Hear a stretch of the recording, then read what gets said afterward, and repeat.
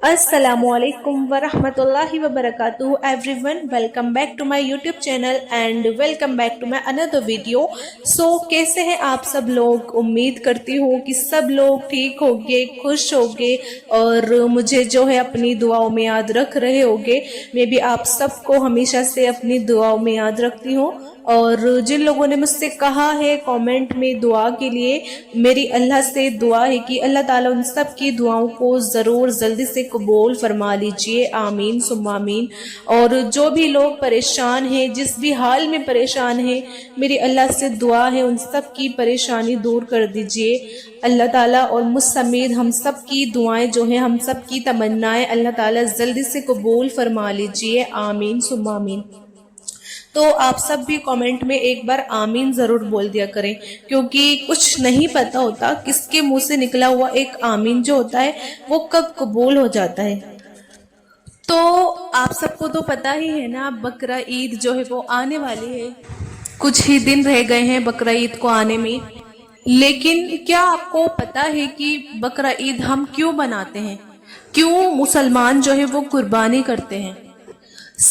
आज की वीडियो में मैं आपसे यही बात डिस्कस करूंगी कि हम बकरा ईद क्यों बनाते हैं और मुसलमान जो है वो कुर्बानी क्यों करते हैं, जो कि बहुत ज़रूरी भी है हम सब के लिए जानना कि हम बकरा ईद क्यों मनाते हैं। तो चलिए वीडियो शुरू करते हैं। वीडियो शुरू करने से पहले मेरी आप सबसे बस एक छोटी सी रिक्वेस्ट है कि अगर आपने मेरे चैनल उज़्मा खान इस्लामिक चैनल को अभी तक सब्सक्राइब नहीं करा है तो आप प्लीज़ सब्सक्राइब कर दीजिए और बेल के आइकॉन पर भी आप प्रेस कर दीजिए, ताकि मेरी हर नई आने वाली वीडियोस जो होती हैं उनका आपको नोटिफिकेशन मिलता रहे। आपने देखा होगा कि बकरा ईद के मौके पर दुनिया भर में मुसलमान जो है वो कुर्बानी करते हैं, और आप सोचते होगे कि ऐसा क्यों किया जाता है। तो इसके पीछे एक कहानी है, चलिए वो कहानी हम जानते हैं। हजारों साल पहले की बात है, इब्राहिम अलैहिस्सलाम अल्लाह के नबी और पैगंबर थे। तो जब एक दिन इब्राहिम अलैहिस्सलाम सो रहे थे तो उन्होंने ख्वाब में देखा, जिसमें अल्लाह ने इब्राहिम अलैहिस्सलाम से फरमाया कि इब्राहिम, आपके नज़दीक जो सबसे प्यारी और महबूब चीज़ हो आप उसे अल्लाह की राह में कुर्बान कर दीजिए। अब मैं आपको ये चीज़ बता दूं कि अल्लाह जो है ना वो ख़ास तौर पे अपने ख़ास बंदों का और अपने नबियों का जो है ना इम्तिहान लेते हैं। क्यों? क्योंकि अल्लाह ये देखते हैं कि वो इंसान अल्लाह से ज़्यादा मोहब्बत करता है या नहीं, या फिर वो इंसान अल्लाह के दिए हुए तोहफे से ज़्यादा मोहब्बत करता है। नबी और पैगंबर के ख्वाब सच्चे होते थे, वो जो भी ख्वाब में देखते थे तो वो अल्लाह का हुक्म हो सकता था, यानी वो अल्लाह का हुक्म ही होता था वो जो भी ख्वाब में देखते थे। तो फिर ये ख्वाब देखने के बाद इब्राहिम अलैहिस्सलाम ने अपने ऊँटों के जत्थे में से उन्होंने 100 ऊँट जो हैं वो कुर्बान कर दिए। उस टाइम के जो 100 ऊँट थे ना, वो आज के ज़माने में ये 100 कीमती गाड़ियाँ सेक्रीफाइस करने के बराबर है, जो उन्होंने अपने 100 ऊँट जो है कुर्बान करे थे हज़रत इब्राहिम अलैहिस्सलाम ने। फिर इब्राहिम अलैहिस्सलाम ने सोचा कि जो अल्लाह ने उन्हें हुक्म दिया था वो पूरा हो गया, पर जब रात को वो सो गए तो फिर उन्हें ये वही ख्वाब आ गया दोबारा से। फिर इब्राहिम अलैहिस्सलाम ने अगले दिन फिर 200 ऊँट की जो है वो कुर्बानी दी। 200 ऊँट जो है उन्होंने कुर्बान कर दिए, लेकिन अगली रात फिर से उन्हें वही ख्वाब आया, जिसमें अल्लाह ने उनसे उनकी सबसे ज़्यादा पसंदीदा चीज़ कुर्बान करने का उनको हुक्म दिया।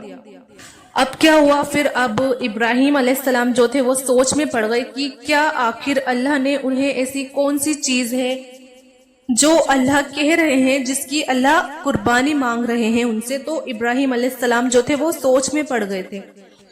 फिर इब्राहिम अलैहिस्सलाम ने सोचा कि इस दुनिया में सबसे अजीज चीज़ मेरे लिए मेरा बेटा इस्माइल है। मैं आपको बता दूं कि जो इब्राहिम अलैहिस्सलाम थे ना हमारे, उनको पूरी ज़िंदगी उन्होंने दुआएं मांगी थी। उनको पूरी ज़िंदगी दुआएं मांगने के बाद जब उन्हें 80 साल की उम्र में जाकर उन्हें औलाद हुई थी, तब जाके वो इस्माइल अलैहिस्सलाम जो थे वो आए थे। اور وہ تھے ان کے بیٹے اسماعیل علیہ السلام جو انہیں بہت زیادہ چیز اور محبوب تھے، بہت زیادہ عزیز تھے۔ پھر کیا ہوا کہ دراصل ابراہیم علیہ السلام جو تھے وہ سمجھ چکے تھے کہ اللہ تعالیٰ نے ان سے ان کے بیٹے کی قربانی مانگی ہے۔ پھر اللہ تعالیٰ نے یہ دیکھنا چاہتے تھے کہ ابراہیم علیہ السلام جو ہے وہ اپنے بیٹے سے زیادہ محبت کرتے ہیں یا اللہ سے۔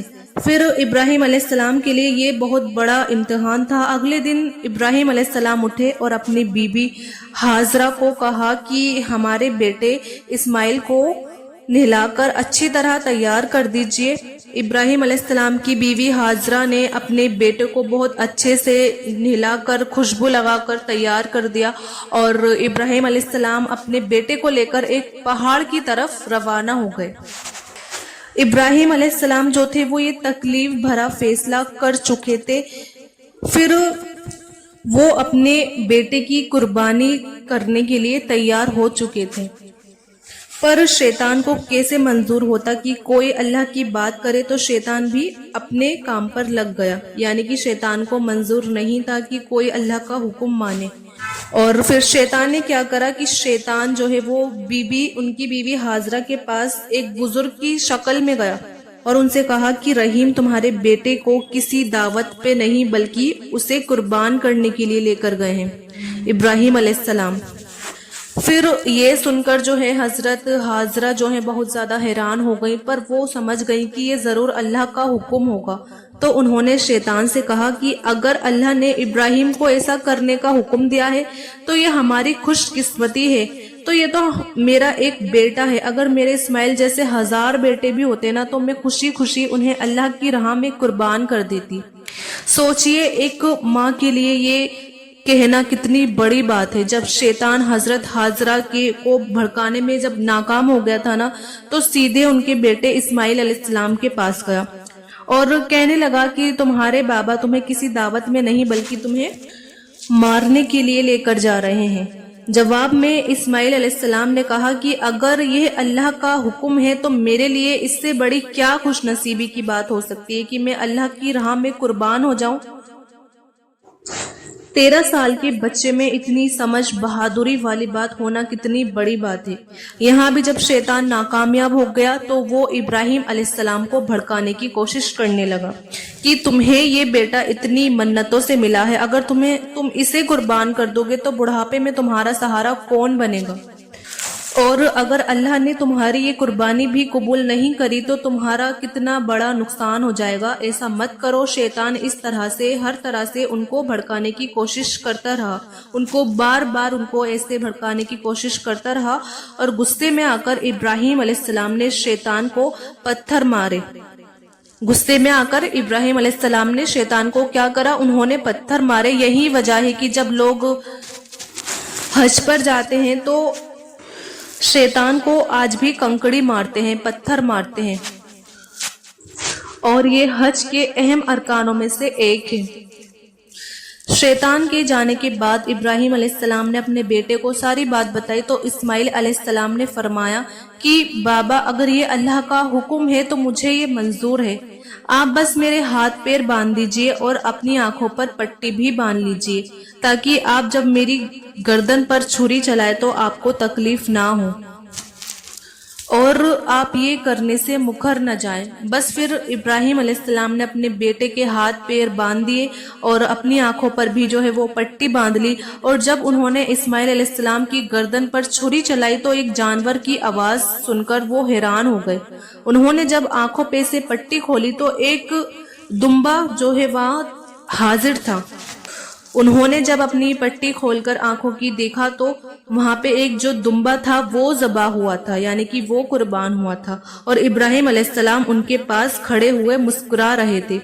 تب آسمان سے اللہ نے ابراہیم علیہ السلام سے فرمایا، ابراہیم آپ اس امتحان میں کامیاب ہو گئے ہیں، ہم نے آپ کی یہ قربانی قبول کر لی، آپ کا یہ امتحان قیامت تک یاد رکھا جائے گا، اور آپ کی سنت کو ایمان والے لوگ ہر سال جو ہے وہ یاد رکھیں گے اور ہر سال اللہ کی راہ میں جو ہے وہ قربانی کریں گے۔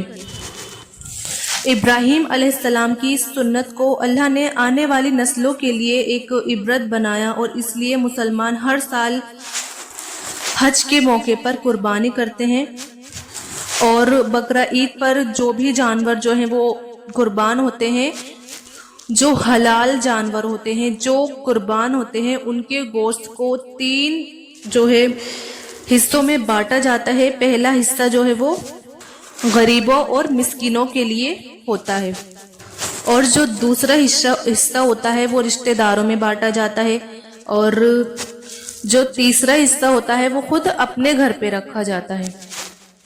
اور آپ کو یہ پتہ ہونا چاہیے کہ بقرعید کے موقع کا غریب لوگ سال بھر انتظار کرتے ہیں، کیونکہ یہی سال کا ایک اکلوتا موقع ہوتا ہے کہ جب انہیں گوشت کھانا جو ہے وہ نصیب ہوتا ہے۔